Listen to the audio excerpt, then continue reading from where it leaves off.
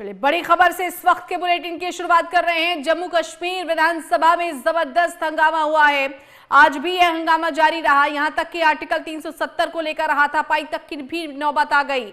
हंगामे के दौरान सदन में पोस्टर भी फाड़े गए। दरअसल इंजीनियर राशिद के भाई और विधायक खुर्शीद अहमद शेख द्वारा आर्टिकल 370 पर एक बैनर दिखाए जाने पर विपक्ष के नेता सुनील शर्मा ने इस पर कड़ी आपत्ति जताई। हंगामा इतना ज्यादा बढ़ गया कि हाथापाई की नौबत आ गई।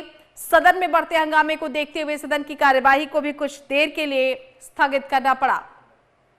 तो जम्मू कश्मीर विधानसभा में भारी हंगामा, 370 के प्रस्ताव को लेकर विपक्ष का यह जबरदस्त हंगामा देखने को मिला। विपक्ष का कहना है कि जब तक ये प्रस्ताव रद्द नहीं होगा, ये विरोध प्रदर्शन ऐसे ही जारी रहेगा। इसी तरह से आपत्ति जताई जाएगी।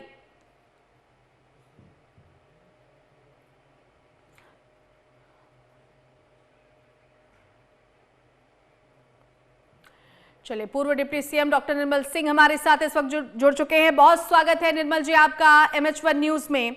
जिस तरह की तस्वीरें आज देखने को मिली है, सबसे पहले आपकी प्रतिक्रिया, क्योंकि ये जो बैनर दिखाया गया और जिस तरह से आरोप भी बीजेपी की तरफ से लगाए जा रहे हैं कि स्पीकर के द्वारा सब कुछ किया गया, किसी को कानो कान कुछ भनक नहीं लगी, किस तरह से आप देख रहे हैं जो तस्वीरें आज उभर कर सामने आई हैं? देखिए, ये बहुत ही भर्त्सना योग्य एक्ट है एनसी, रूलिंग एनसी का, और वहां चीफ मिनिस्टर बैठे हुए हैं। डिप्टी सीएम की तरफ से जो प्रस्ताव कल आया, जो बिल्कुल जो है असंवैधानिक है, अनकॉन्स्टिट्यूशनल है। ऐसा 370 जिसको पार्लियामेंट ने एब्रोगेट किया है, उसको निरस्त किया है। और ये सारे लोग जो हैं वो माननीय सुप्रीम कोर्ट में गए, कॉन्स्टिट्यूशनल बेंच ने लगातार कई महीनों तक उस पर सुनवाई की।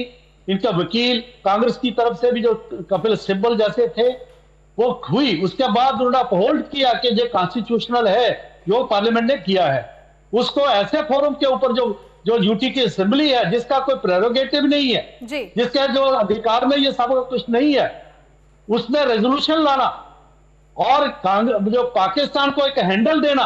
पाकिस्तान जो है पूरी दुनिया में ये कहना शुरू कर दिया है कि देखो जम्मू कश्मीर में भारत क्या कर रहा है। तो ये सारी जो बात है उसमें नेशनल कॉन्फ्रेंस, पीडीपी सारे मिले हुए हैं और कांग्रेस का मूक प्रदर्शन जो है दर्शी की नहीं है, उसको सपोर्ट कर रही है।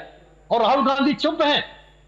उनको जवाब देना चाहिए कि वाह क्या वो इस मुद्दे के ऊपर जो है इन लोगों के साथ है। क्या नेशनल कॉन्फ्रेंस है, पीडीपी या इंजीनियर रशीद जो जेल में था उसके भाई के साथ है जी। और ये जो है वो बोलेंगे नहीं। ये जो हिपोक्रेसी है कांग्रेस की, और ये षड्यंत्र है जो नेशनल कॉन्फ्रेंस और पीडीपी का जो पाकिस्तानी एजेंडे को आगे बढ़ाने का, अलगाववादी एजेंडे को आगे बढ़ाने का, ये भर्त्सना बहुत ही भर्त्सना योग्य है। भारतीय जनता पार्टी कतई भी इसको सफल नहीं होने देगी जी। ये बिल्कुल स्पष्ट है जी।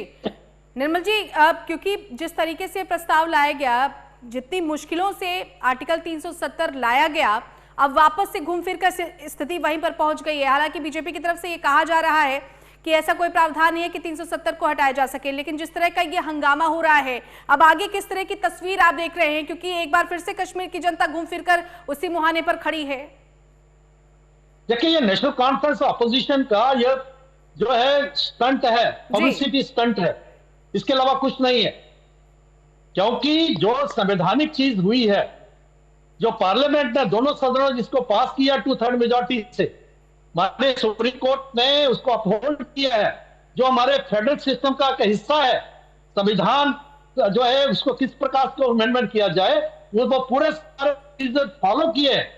और उस संसद में डॉक्टर फारूक अब्दुल्ला, उनके दूसरे एमपी मसूदी बैठे हुए थे, पीडीपी के लोग उसमें थे जी। उसके बाद इस प्रकार के स्टंट के लिए जो ये कर रहे हैं, ये कभी सफल नहीं होंगे। तो ये तो एक सिर्फ जो प्रोपेगेंडा के तौर पर चला जाएगा, और अगर प्रस्ताव ये दिल्ली में भेजेंगे भी तो इसको डस्टबिन में फेंक दिया जाएगा, इसकी कोई तवज्जो नहीं देगा।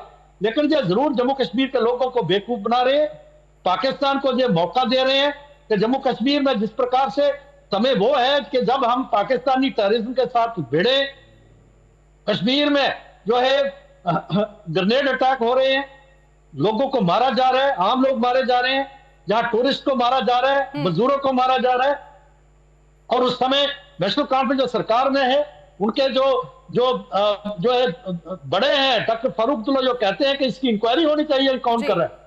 डॉक्टर फारूक अब्दुल्ला को पता नहीं है कि पाकिस्तान कर रहा है ये जी सर, लेकिन वो जो है और वो केंद्र सरकार और सुरक्षा बलों को कटघरे में खड़ा कर रहे हैं, हमारी सेना को जी।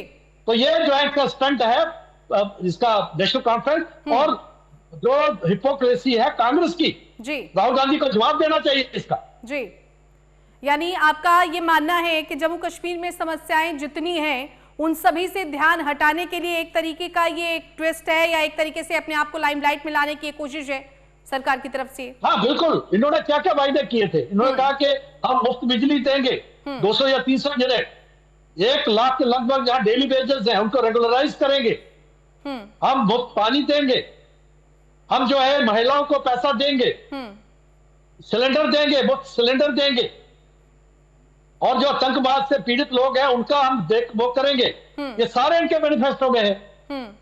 वो तो पहले ही सत्र में पहले दिन ही जो ये इन्होंने हंगामा खड़ा कर दिया है, और वो भी भारत का जो फेडरल सिस्टम है, हमारे संविधान के जो है उसके ऊपर ही इन्होंने जो है उसके ऊपर ही अटैक किया है, और पाकिस्तान की मदद कर रहे हैं, उनके एजेंडे पर जो नाच रहे।